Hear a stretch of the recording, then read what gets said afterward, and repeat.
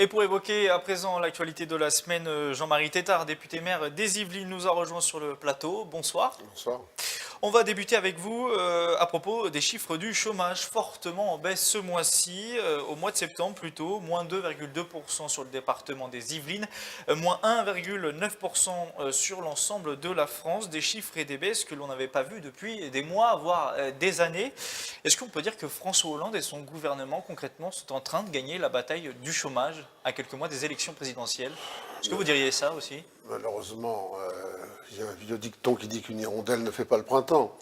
Et donc, pour l'instant, on sait déjà qu'on a un certain nombre de dérèglements saisonniers avec François Hollande. Noël était au printemps avec des tas d'annonces de nouveaux financements à payer plus tard. Là, on a une bonne nouvelle sur le chômage. Je me réjouis pour ceux qui peuvent profiter de nouveaux emplois, même si je pense qu'il y a aussi à analyser les statistiques de classement dans les différentes catégories. Oui, parce qu'il y a différentes catégories. Il y a Catégorie différentes A, c'est ceux qui ne travaillent pas du tout dans le mois. Après, il y a B, C, D. On va prendre ça comme une bonne nouvelle, à confirmer. Mais de toute manière, j'ai un slogan, moi, qui m'interroge dans la vie, c'est de dire que souvent on doit laisser en sortant les choses comme elles étaient en entrant. Et c'est pas parce qu'il y aurait une petite inversion de la courbe que nous pourrions être satisfaits, donner un satisfecit à François Hollande, parce qu'il y a quand même 600 000 ou 700 000 chômeurs de plus depuis qu'il est arrivé. D'ailleurs, un sondage au Doxa paru ce vendredi 28 octobre indique que 8 Français sur 10 ne croient pas à l'inversion du chômage. Ça vous étonne de voir que, alors que ces chiffres sont impressionnants, tout de même, moins 1,9% sur un mois, de ne pas croire à un début d'inversion de chômage? Oui, mais je veux voir comment on a classé les chômeurs dans les différentes catégories. Et puis, 1,9 ou 6, etc. À 6 mois ou 7 mois de l'élection à venir. La ficelle est un peu Après, grosse, selon vous? non, c'est pas ça. C'est que moi, je considère qu'il y a 700 000 encore chômeurs depuis 2012. C'est ça qui m'intéresse. Donc on ne peut pas se réjouir tout de suite, mais éventuellement quand... C'est un bon signe, pendant 6 c'est un bon mois, signe, c'est un bon signe, mais à confirmer. Alors Jean-Marie Tétart, vous êtes sur ce plateau parce que vous êtes aussi le député maire du territoire qui a le taux de chômage le plus faible de France. Alors on parle du pays oudanais, mais j'ai bien compris que ce n'était pas le terme exact, mais en tout cas la ville de Oudan en fait partie. Sur ce territoire-là, 4,8% de personnes sont sans emploi. C'est le taux de chômage le plus France. Est-ce que c'est le plus bas de France? Est-ce que cette réputation est exagérée selon vous, ou alors elle est méritée? Bon, alors, c'est forcément mérité, puisque c'est une statistique exacte sur les mêmes bases De de l'INSEE. l'INSEE sur quelque chose qui s'appelle une zone d'emploi qui comprend environ 20 communes qui vont de Houdan jusqu'à Jouarre-Pontchartrain en prenant Méret en passant. Donc c'est une statistique sur un territoire bien défini sur lequel sont comparés les taux de chômage d'année en année. Ça fait plusieurs années que ce bassin d'emploi a le meilleur taux de chômage de France.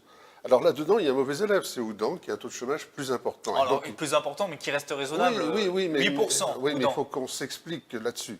Alors, je dirais, quand on m'interroge sur est-ce qu'il y a un miracle? Non, il n'y a pas de miracle. Il y a une situation favorable. La situation favorable peut s'expliquer comment? On est dans un axe le long de la RN12 et le long d'une voie ferrée qui va à Montparnasse. Donc cette zone d'emploi telle que je viens de la décrire a une possibilité d'accès facile à des emplois sur l'agglomération de Saint-Quentin-en-Yvelines, sur Paris, sur la région parisienne. Ça, c'est un premier point. Donc vous faites preuve d'humilité finalement, vous dites que ce n'est pas les décisions politiques qui ont Je vous donne des facteurs favorables d'emblée. Ensuite, il y a un dynamisme de cette région et particulièrement du pays oudanais.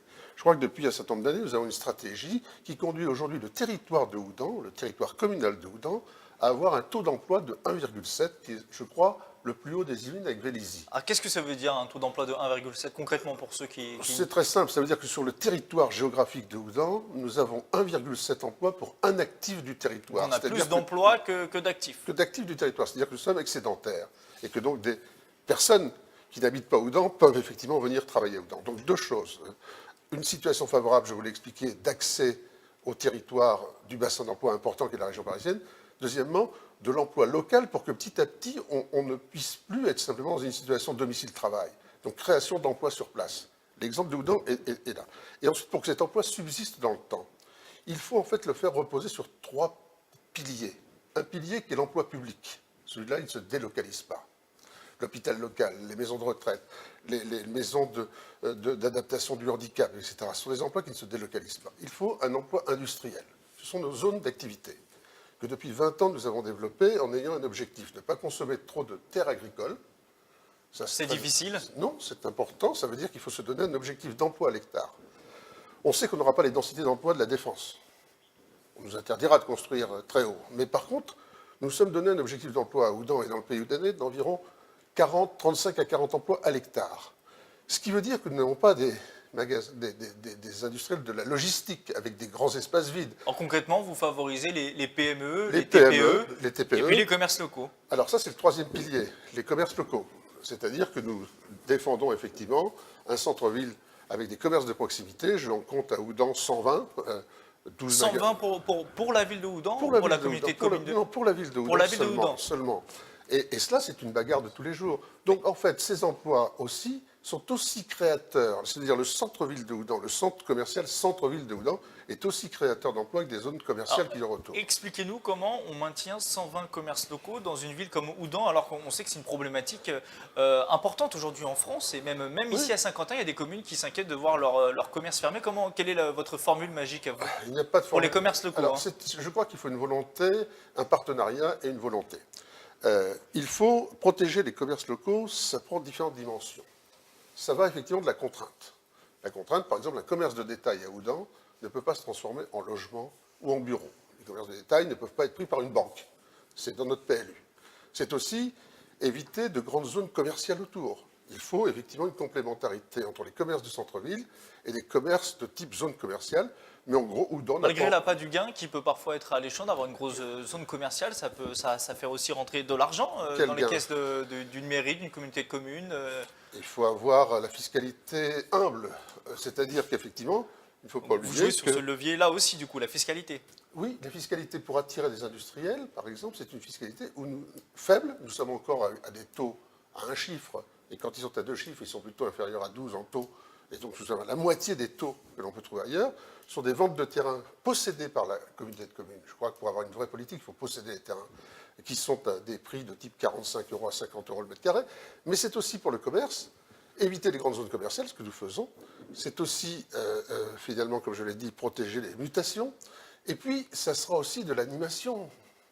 Alors, moi je voulais savoir, ce qui se passe chez vous, toutes ces mesures que vous mettez en place, que vous portez au sein de votre communauté de communes et de votre ville, est-ce que selon vous on peut le copier-coller sur toutes les agglomérations partout en France, ou alors à chaque territoire ses problématiques et ses solutions?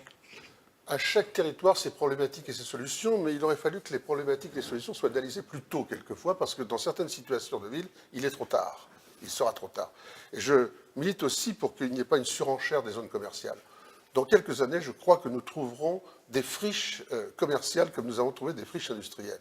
Puis je crois qu'on peut inventer dans les villes comme celle de Oudan, demain peut-être qu'il faut qu'il y ait un drive du commerce de Oudan. C'est-à-dire un que... drive du commerce de Oudan, qu'est-ce que c'est ça? Ça veut dire qu'un endroit où les gens viendraient chercher leurs courses, où parce que les clients auraient commandé par Internet dans les boutiques, et que toutes les boutiques auraient regroupé leur... D'accord. Ça veut dire qu'il faut être imaginatif aussi, et pour cela, il faut un bon partenariat avec une association de commerçants. Donc c'est aussi un des éléments.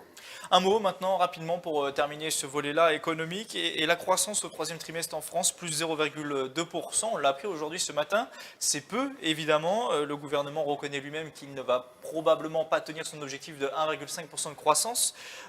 Ça fait des années que la croissance patine en France, même sous la présidence de Nicolas Sarkozy. Est-ce que c'est pas finalement, faut arrêter de rêver? Est-ce que c'est pas un leurre d'imaginer une croissance à nouveau en France de 3 ou 4% et qu'il faut s'habituer à une croissance aussi molle? Sur les politiques aujourd'hui, que ce soit notamment dans cette course à la présidentielle, ils disent toujours moi je vais aller chercher la croissance. Mais est-ce que c'est pas un leurre aujourd'hui d'aller chercher la croissance comme avant? Je pense d'abord, pour finir sur le chômage, qu'on ne peut pas se réjouir effectivement qu'on attire des entreprises à Oudan.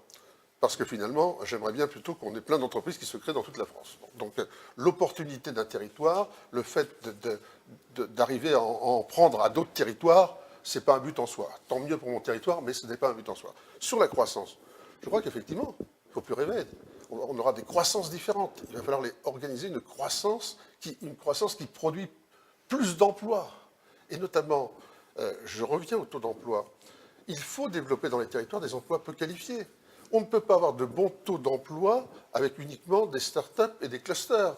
Il faut avoir aussi des emplois pour des non qualifiés. Lorsque, dans le territoire oudanais, nous avons un abattoir avec 120 personnes peu qualifiées, quand dans les services de type hôpitaux, il y a des agents hospitaliers qui font les toilettes, etc., c'est une nécessité pour qu'il y ait un taux d'emploi qui soit bon.